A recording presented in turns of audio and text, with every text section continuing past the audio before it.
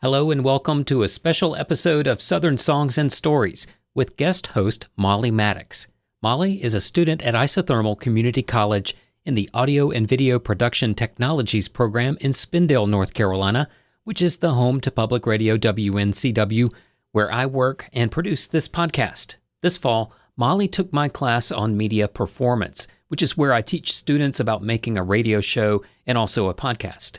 She took the option to produce an episode of Southern Songs and Stories and chose my interview with Sam Taylor of the band Time Sawyer. I sat with Sam on the porch at his home in Charlotte, North Carolina on a beautiful October day, a week after taking part as an MC at the inaugural Milltown Get Down Festival in his hometown, a couple hours drive north in Elkin, North Carolina. Molly is keenly interested in news reporting as a career and understands the importance and influence of the news media. She's a natural storyteller and is gifted in creating narrative, and I think you'll agree upon hearing this episode.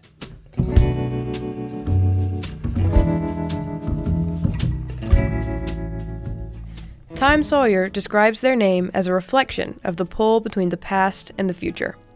Time is the thread that runs through life, bringing new experiences and giving us a sense of urgency while still connecting us with our past. The Adventures of Tom Sawyer was a story about boyhood, about friendship, home, and the world you come from. When Mark Twain followed it with The Adventures of Huckleberry Finn, the story shifted. The boys grew up. Their paths split. Huck learns to release the things that hold him back and follow the current rather than fight it. You could look at this period of Time Sawyer's story the same way. The last time we spoke with Time Sawyer, we heard from a band formed from a partnership between two best friends with a newfound passion for music and the community that surrounded them. They were also behind Reevestock, a beloved music festival in Elkin, North Carolina. Today, Time Sawyer still remains connected to those initial roots. However, things have changed since then. As Sam Taylor puts it in this episode, some things don't end because they failed. They end because they ran their course. But it was a little too much for me at the end that I needed a change as well. There was obviously some good pressures and bad pressures to change, and some of this positive stuff from the town of Elkin to move downtown was like, okay, this could be a good time to do this. I'm looking for a little bit of a breather, and working again with Explore Elkin with this new Milltown Festival gave me a little bit of that. I'm still, as anyone doing anything they love knows, I thought I would ease into this festival as a helper. And that was not the case. I ended up holding a lot more weight, but back again to this entire point of that is it feels heavy, but even with Reevestock, the very last year, I'll be truthful about it and say, this is killing me. Like, this is too much. I'm glad that this is the last one. I love it, but I'm glad this is the last one. Here we meet Sam Taylor where the story continues, talking about Reevestock, the Milltown Get Down, and the philosophy that guides his music now as the current pulls him forward. I'm Molly Maddox, welcoming you to Southern Songs and Stories with Sam Taylor of Time Sawyer.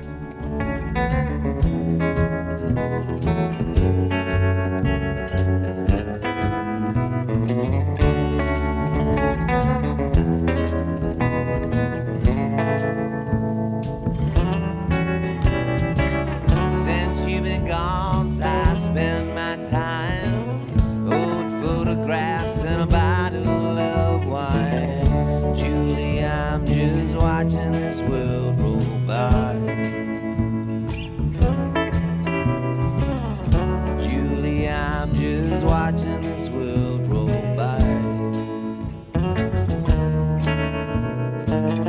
Julie, I'm just watching this world roll by.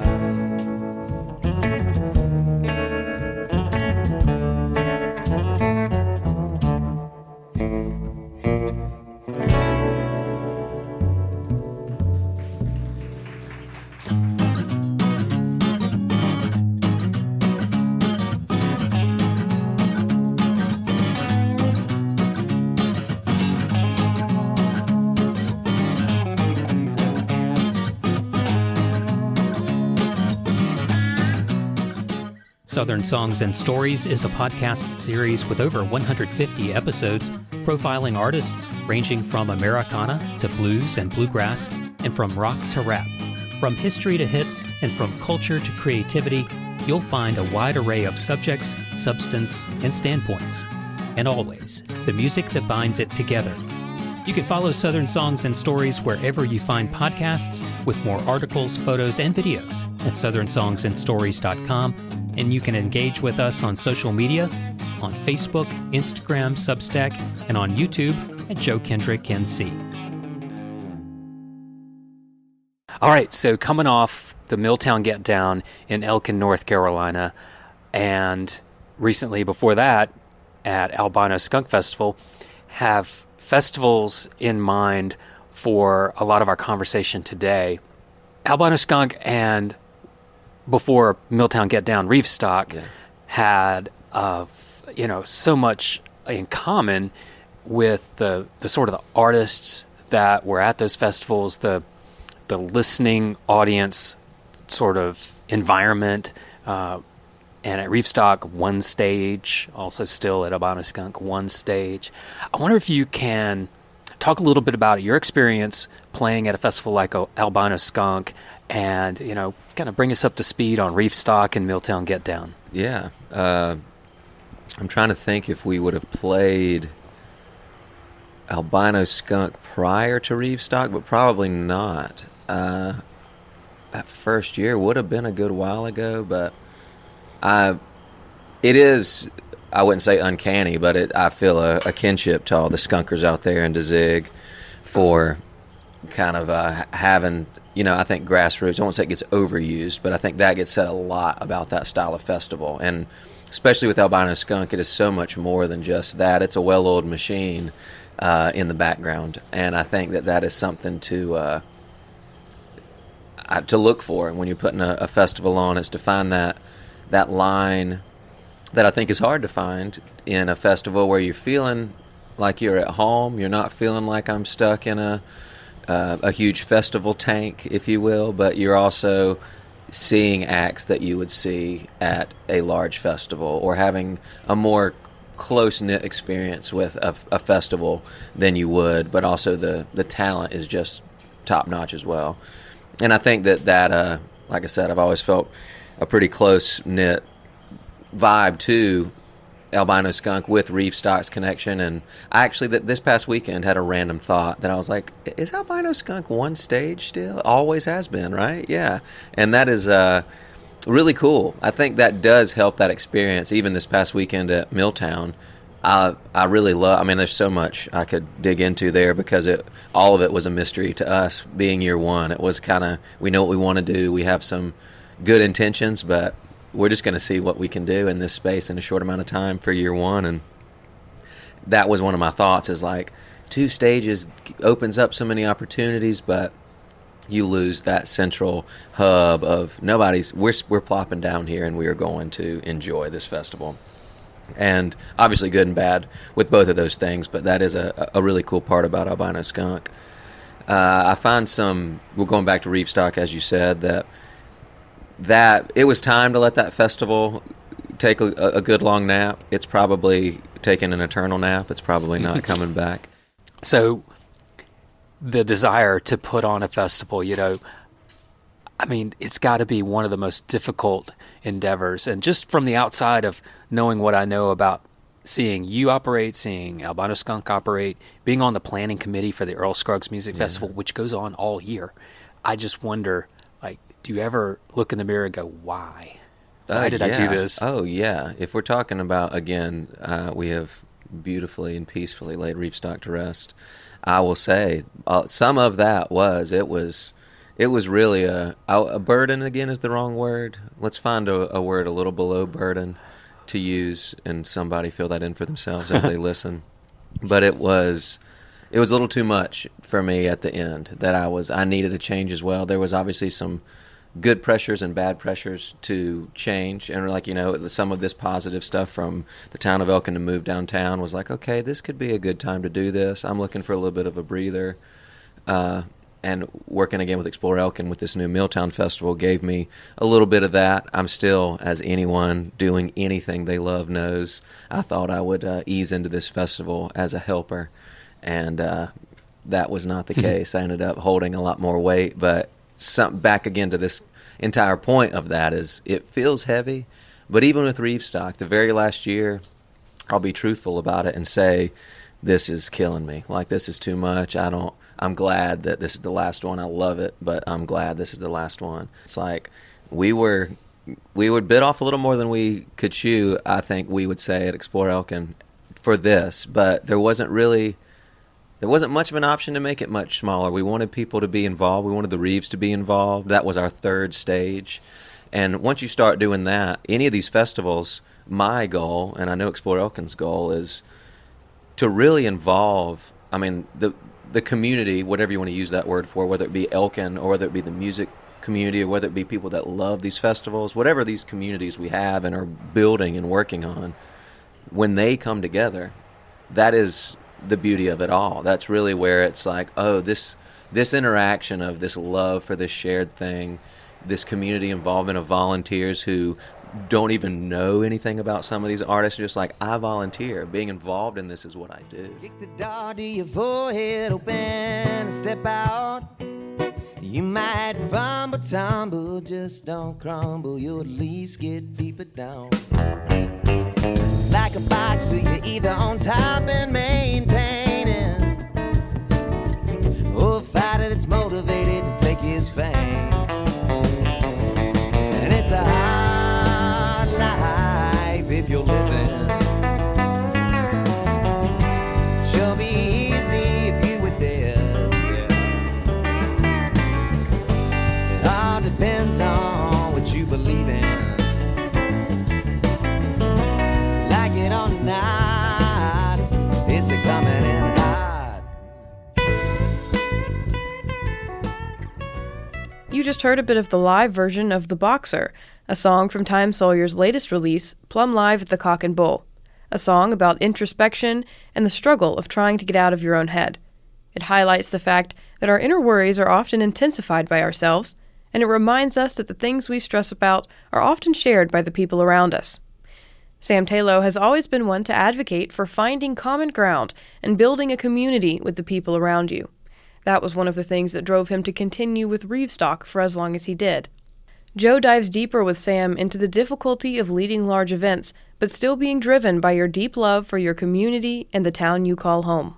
Yeah, thinking about that love for community and the experiences that you help create with a festival, it goes a long way. I think back years ago when I put on several events in a series that I titled Lingua Musica, and the concept was that it was a live roundtable music discussion on stage at a venue, live streamed with feedback from social media so people could ask questions, and that could be interjected with a band at intermission. And it nearly broke me, but I remember sitting in Spartanburg, South Carolina at the venue on the third event that I produced, and before everything started, and the room is full of people moving around and getting ready and doing things, and I just had one moment to breathe, and I thought, wow, I made this happen. That's kind of mind-blowing. Yeah, hell yeah. I wonder me and a friend were working on some songwriting last night, and that's seeming to be what I'm always in a greater aspect focused on, but especially very recently is I don't even really have a good succinct sentence to put it in, but what I was just talking about before about this, just like the human experience, and not that we are our own worst enemy by any means, that's like the wrong kind of cliche to throw in there, but that we have this ability, or we go through experiences that we know that either this experience, we can discern this is good or this is bad from this experience, but we're able to either trick ourselves or dampen the good or the bad, depending on how the outcome is for you, to continue to make a wrong step because it's what you feel like I'm supposed to do, or use a festival example for this again. It's like it'd be so much easier to not do this Reefstock thing, or let's go to Milltown. I'm not exactly sure I was ready to jump right into a festival the next year. I was like, I'd like a little more space, but I don't want to miss this opportunity for this experience for us. I'm not saying I'm trying to get a pat on the back for bringing a festival or being a part of bringing a festival downtown, but the idea of it not being there feels heavier. Mm-hmm. I would rather put the effort in and be a little worn than to not have that experience. And personally, even not to wake up Sunday morning and be like, oh man, we had so many artists and friends and music lovers and radio hosts and people there at this event that I can't trade that hour of gratitude for the 1,000 hours of work that were put into that. And like I said, that's not even a bad thing, but there's something also tied into our well-being that I'd hate to think the balance of life is you got 1,000 hours of hard work to put in, and then you get a hour of gratitude. But our minds, maybe in the best way, trick us that like all of this thing was worth it, and I had this 1 hour of it's over. I'm appreciating every bit of it. Nothing negative to throw in there at this point. I'm just looking at what keeps me going, or what keeps what keeps a group moving forward. Us together making something that has created some goodness for one weekend or something. Well, Sam, talking to you just now made me realize one other thing that makes you special in this regard, and you have this in common with Zig and the folks that put on the Albino Skunk, is the ability to stay laser focused and to have an incredibly high level of devotion and an extreme work ethic to see through something that's so formidable, so complex, so much to put into it on the front end to get to that sort of magic hour. And I love that because there's no ego involved. It's really for the right reasons to have these events and to have these common experiences. So I tip my hat to you. I appreciate it, man. Well, as always, I can't take that without saying it's not me, man, only. There's a ton of people, especially with this new iteration of Milltown Get Down. Natalie, it's in my family. There's a ton of Explore Elkin folks, the town of Elkin, Reeves Theater. Everyone is the Rail Yard, a great little new spot in town. Got great food from Southern on Main. Both the bands Friday night said this is, I'm going to say some of, but their actual words are this is the best catered festival food that we've ever had.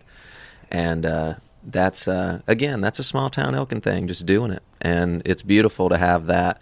That is part of that gratitude, is to be able to say, yeah, we got a lot of this downtown. And it's been fun to see that growth. Growing up, I was one of the percentage of people that wasn't like, oh, this is a small town, there's nothing to do.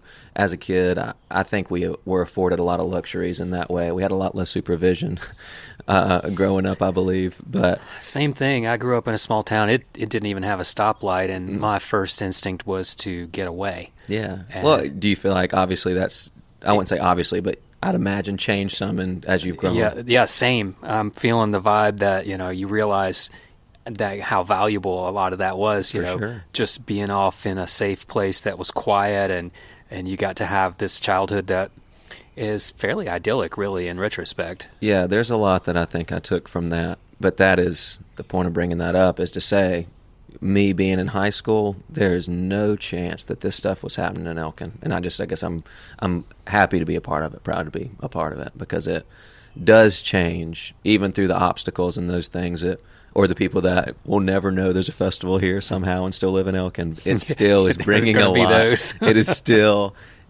still something that, I mean, it's fun to know that this is something that was just not happening. We're not ever having any live music. Natalie brought this up, actually. We were talking after the festival that the real reason Explore Elkin started was because there was no music happening at bars, at restaurants, we had very few bars, but no music happening downtown. And then we wanted to do something that's like, let's give some people, we were having some more people, young people move to town. It's been to see that now she said there are 3 different bars, there are 2 restaurants, and they all have music during the week. And the Reeves Theater, who has music multiple times during the week. And that's great. That's you might as well. You could confuse that with a big city, you know. I mean, that's a little bit of exaggeration, but we have entertainment for people to say, what are we doing in Elkin? It's like, well, we could go do something tonight. We could hang and enjoy small town, or we can go downtown and get into something. And I think that is, again, fun to see that growth, and you can put that into a festival context too.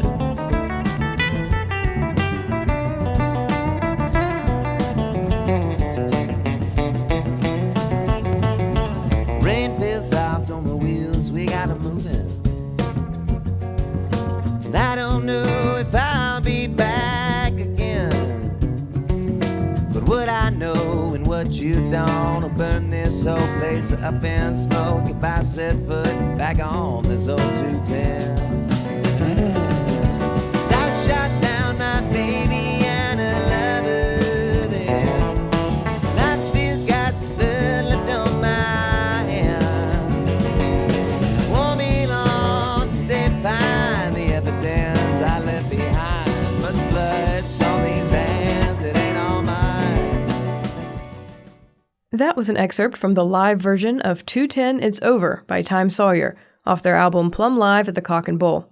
It's an outlaw-style murder ballad that encapsulates the diversity of Time Sawyer's sound, as well as showing off some of that intricate storytelling used often in the band's music.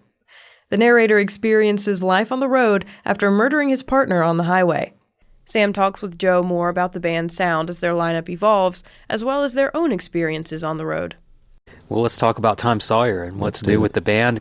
Enjoyed taking in your set. Thank you.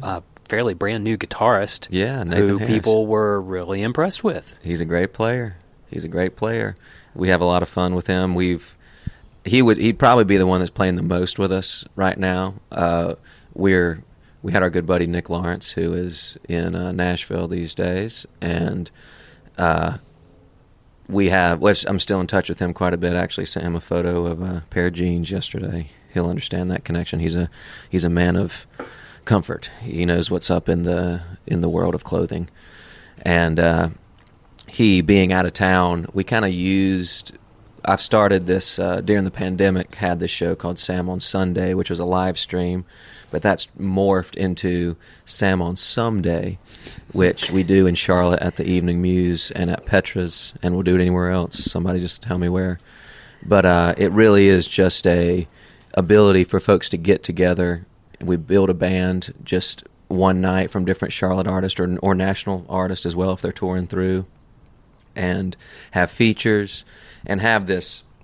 It's kind of spawned this feeling in me that I really like the community or the little bit of surprise that is involved with having new people to play with each night. And Nathan being someone that's with us the most, we're still kind of cycling a couple other players or having a good friend come and sit down and play pedal steel, or having a fiddle player come and play with us one set instead of having electric guitar. And it affords the ability for other people to obviously be in other projects, but it also, as long as you're playing with professionals or people that care about what you're doing, and that's really what I consider professional. You can be at whatever level you want, but if you're willing to put the care into it, then I'm not worried about you coming to join our set. I know that you're going to be ready and not going to detract from what we're doing. So yeah, we've enjoyed having the most recent iteration of Time Sawyer is normally electric guitar, but having different folks sit in and be able to enjoy what that experience may be live that night. And in a way, this one-time only show. I mean, I think that always has kind of been my favorite part of live music, is even if you're catching a band that has been the same members, 5-piece for 10 years, and they're putting on quote-unquote similar shows, you're catching a new show of them every time you see them. And I think that is my favorite part of that as well. So yeah, we put a live album out recently this year. I need to make sure I say that because I need people to listen to it. We loved it first off, but we'd also just like to get the word out a little more about the band. But we recorded that in Galway, New York, up in upstate. Beautiful small town that we've kind of fallen in love with, and we don't get up to the upstate New York area without stopping in and seeing our buddy Rick and all the good folks at the Cock and Bull. and that's on Spotify or anywhere that you listen to music now. And yeah, it's a cool collection of some newer songs as well as some older songs that we don't even have up anymore. So it's a good way to kind of get a piece of all of what Time Sawyer's into.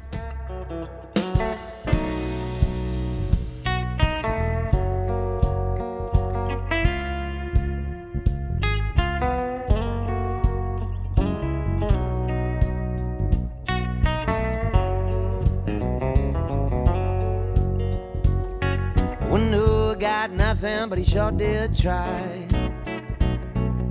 Trying to cut his chops with a butter knife. It's like his man's on third, but he swings inside. And one Noah got nothing, but he sure did try. One Noah said nothing, but it seems to you that those words are simply untrue. Lies, in fact, but what you gonna do? When Noah said nothing, guess that's up to you. When Noah, I can see you walking down the hall, the oatmeal ball bathroom stall.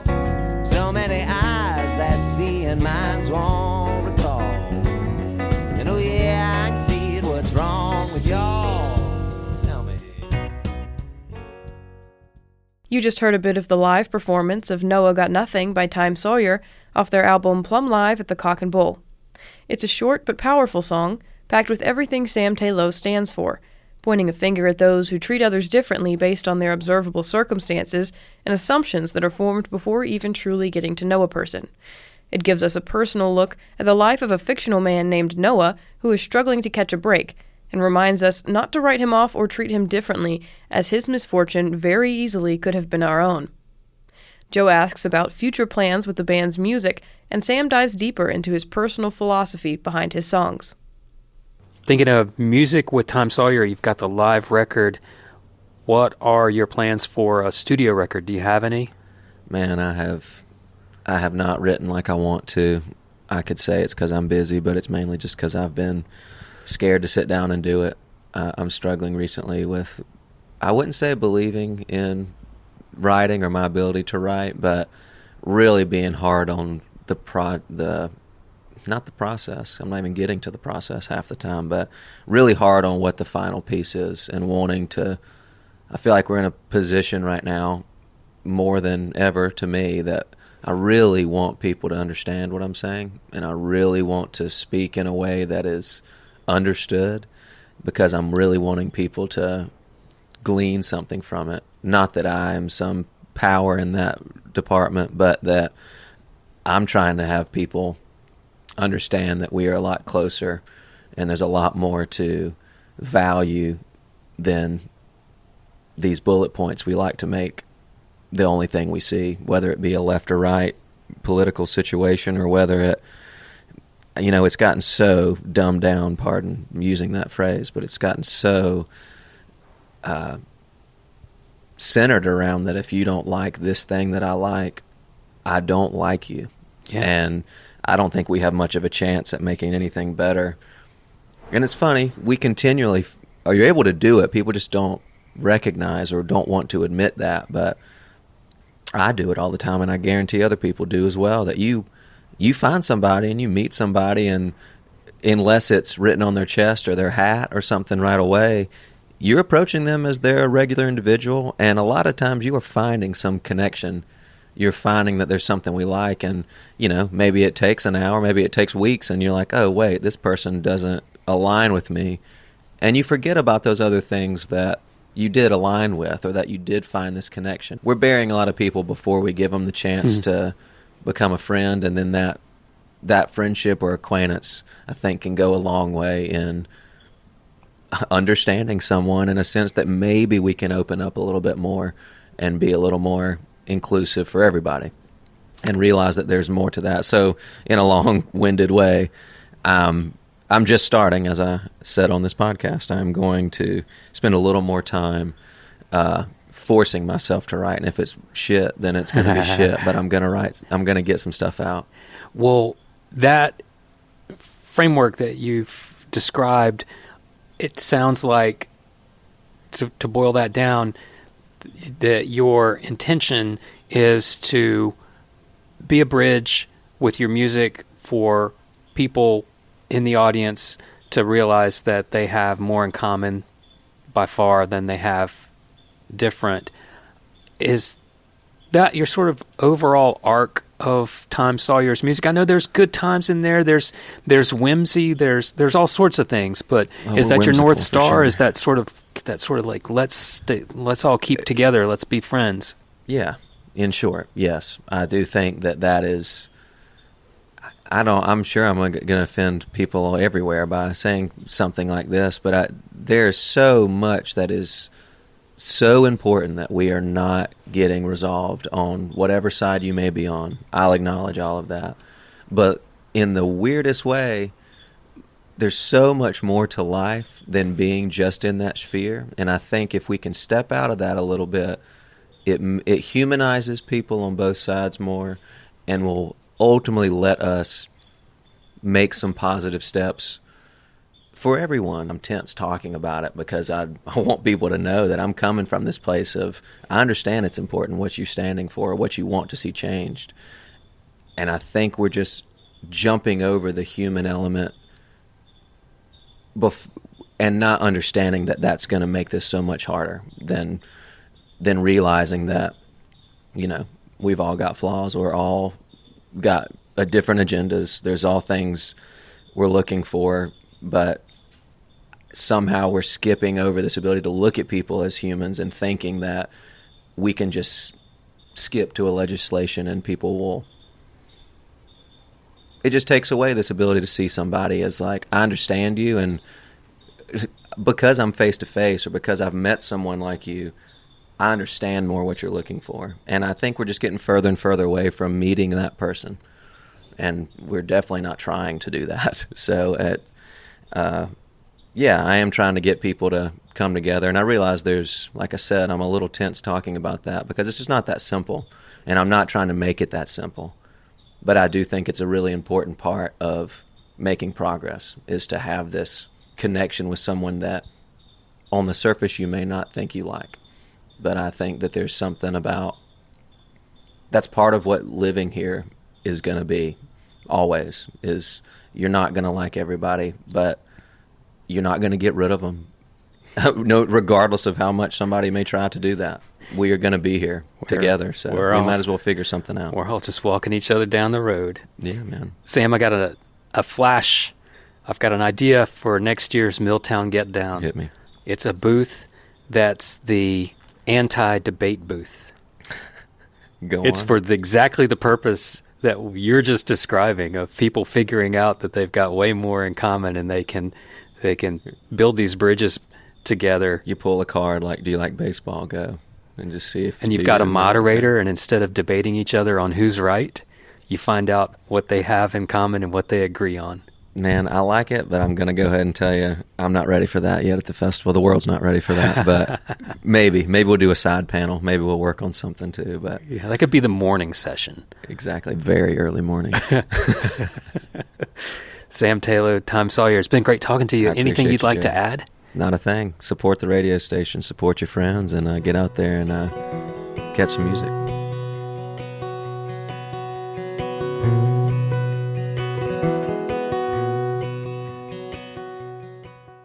You are listening to the live version of Oak and Pine by Time Sawyer off their album Plumb Live at the Cock and Bull, a song written by Sam Taylor after he saw a picture of two different trees, an oak and a pine, intertwined. It caused him to think about how people who are very different from each other can still be connected. The song, in a way, asks a question of whether or not two people can get along, even if their differences are very apparent. The song doesn't provide a clear answer, but it does provide a sense of hope for connection and a thoughtful reflection on what it takes to make a relationship work, even when similarities are a bit harder to find than differences. We do not know what the next Milltown Get Down has in store yet, nor do we know when the next Time Sawyer album is coming or what it will sound like.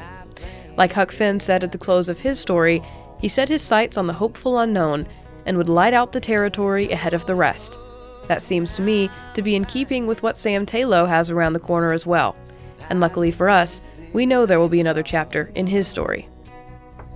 We thank you for tuning in to another episode of Southern Songs and Stories with the music of the South and the artists who make it. If you feel yourself wanting more, we have over 150 other episodes available for free anywhere you get your podcasts, as well as a past interview with Time Sawyer if you're particularly interested in today's story. You can follow us on social media at South Stories on Instagram, at Southern Songs and Stories on Facebook, and you can view these episodes and a lot more on Joe Kendrick's YouTube channel at the handle Joe Kendrick NC. We also have a page on Substack where you can read the scripts of these podcasts and get an update on what we are doing and planning in our quest to explore and celebrate the unfolding history and culture of music rooted in the American South.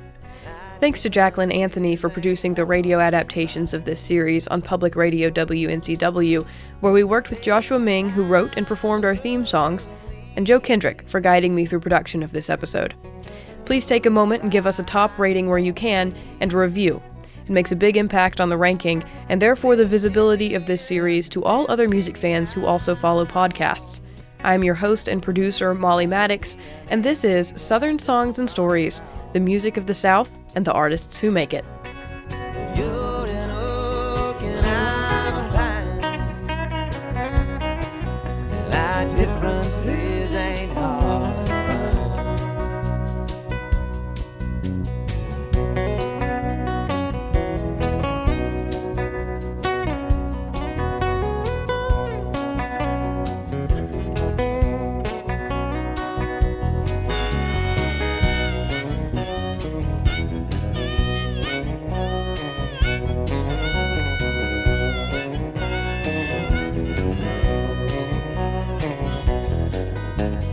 You're an oak and I'm a pine. All your bark is strong, but it's always mine. You make the bed when you're the queen bee. You build the ships that bring you home to me.